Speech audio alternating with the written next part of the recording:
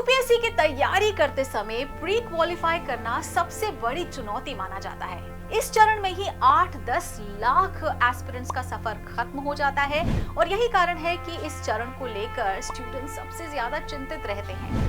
आप किसी भी स्टूडेंट से बात करें तो प्री को लेकर हर कोई यही कहता है मिलेगा कि बस किसी तरह कट ऑफ क्रॉस हो जाए बस। आखिर क्या है ये कट ऑफ जिसको लेकर हर यूपीएससी एस्पिरेंट चिंतित रहता है और आखिर क्या सिर्फ कट ऑफ को ध्यान में रखकर तैयारी करना सही है? आइए जानते हैं। नमस्कार, स्वागत है आपका प्रभात एग्जाम के YouTube चैनल पर। ये एक ऐसा प्लेटफॉर्म है जहां आपको मिलती हैं सभी कम्पिटिटिव एग्जाम से जुड़ी महत्वपूर्ण जानकारियां जो आपको किसी भी एग्जाम में सफल होने में काफी मदद कर सकती हैं।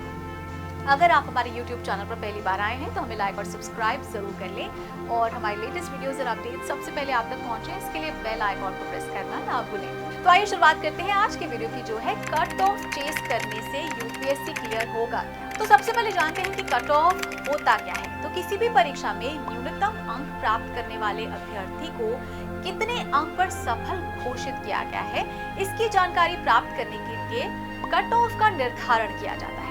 इसी साधारण शब्दों में इस प्रकार समझा जा सकता है कि वो न्यूनतम अंक जिसको प्राप्त करने के उपरांत अभ्यर्थी को निर्धारित पद के लिए चयन कर लिया जाता है, उसी को कट ऑफ कहा जाता है। तो कट ऑफ की गणना करने के लिए किसी परीक्षा में निर्धारित पदों की संख्या और उस पद के लिए सफल उम्मीदवार और परीक्षा के स्तर के विषयों में सही जानकारी जरूर होनी चाहिए। चलिए एक एग्जाम्पल से समझते हैं। जैसे अगर यूपीएससी की परीक्षा में 100 पद हैं तथा नियम के अनुसार इसका 15 गुना अर्थात 1500 अभ्यर्थियों को मुख्य परीक्षा में हमें सम्मिलित करना है, तो इसके लिए हमें प्रथम स्थान और 1500वें अभ्यर्थी को के जो प्राप्त अंक हैं उनके विषय में जानकारी हमें जरूर होनी चाहिए कि कितने हैं। मान लीजिए कि 1500वें जो अभ्यर्थी हैं उनके अंक 85 हैं, तो इस परीक्षा का कट ऑफ 85 अंक होगा, अर्थात वो सभी अभ्यर्थी जिनके अंक 85 या 85 से अधिक हैं वो मुख्य परीक्षा में भाग ले सकते हैं। तो दूसरे शब्दों में यह परीक्षा आयोजित करने वाली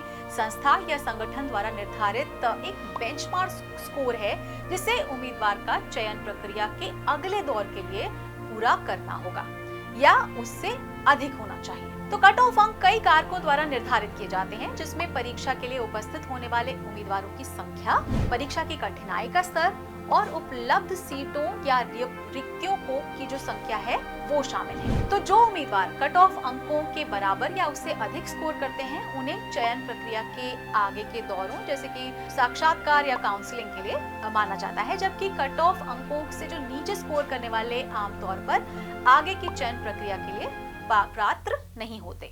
तो कट ऑफ अंक परीक्षा के कठिनाई स्तर, परीक्षा में बैठने वाले उम्मीदवारों की संख्या और उपलब्ध सीटों या पदों की संख्या के आधार पर भिन्न हो सकते हैं। अब आपने कट ऑफ को अच्छी तरह से समझ लिया है, तो बात करते हैं कि क्या आपको अपनी तैयारी सिर्फ कट ऑफ को ध्यान में रखकर करनी चाहिए। तो इस सवाल का एक सीधा सा जवाब है नहीं। तो कट ऑफ एक्चुअली एक वेरिएबल एंटिटी है, यानी इसकी वैल्यू हर साल बदलती रहती है और आप ये अंदाजा नहीं लगा सकते कि आपकी परीक्षा में कट ऑफ क्या होने वाला है। यदि आप पिछले कुछ वर्षों के प्री के कट ऑफ के ट्रेंड को एनालाइज करेंगे तो आपको पता चलेगा कि ये हर साल कट ऑफ पिछले साल की तुलना में कम होती जा रही है। तो 5-6 साल पहले जो कट ऑफ 100 से ऊपर रहती थी वो पिछले साल वो ही कट ऑफ अब 80 to 85 के बीच आ गई है। तो इसका मतलब क्या हुआ? क्या परीक्षा के सवाल हर साल मुश्किल होते जा रहे हैं या फिर हर साल परीक्षा में अपीयर होने वाले स्टूडेंट ज्यादा स्मार्ट और इंटेलिजेंट होते जा रहे हैं? तो गहराई पर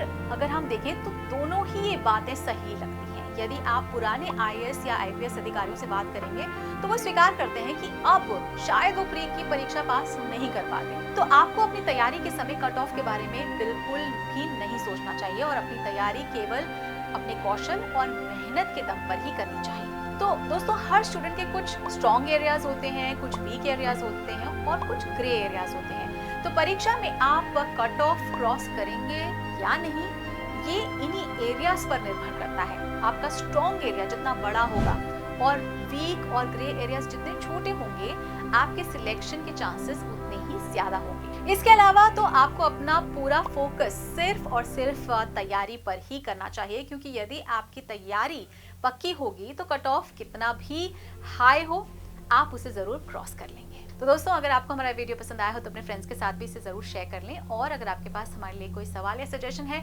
तो कमेंट बॉक्स में लिखकर हमें जरूर बता दें। तो जल्द ही आपसे फिर मुलाकात होगी एक नए टॉपिक पर, एक नए वीडियो के साथ। देखते रहिए प्रभात एग्जाम। नमस्कार।